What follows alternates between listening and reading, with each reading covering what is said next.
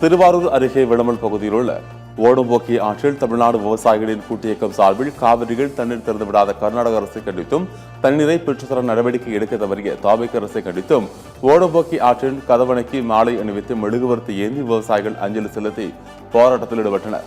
தொடர்ந்து மத்திய மாநில அரசுகளுக்கு எதிராகவும் கர்நாடக அரசுக்கு எதிராகவும் விளக்கங்களை எழுப்பினர். ஆணையம் கர்நாடகம் தமிழகத்துக்கு தண்ணீரை திறந்து விடணும்னு எத்தனை முறை சொல்லியாச்சு.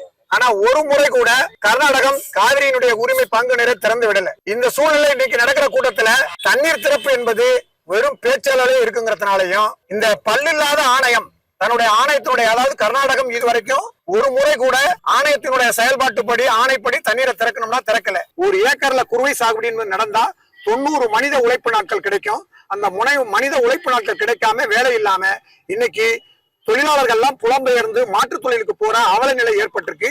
விவசாயிகள் எல்லாம் என்ன செய்யறதுன்னு தெரியாம கையேறு நிலையில இன்னைக்கு கிராமத்துல இருக்கக்கூடிய நிகழ்வு.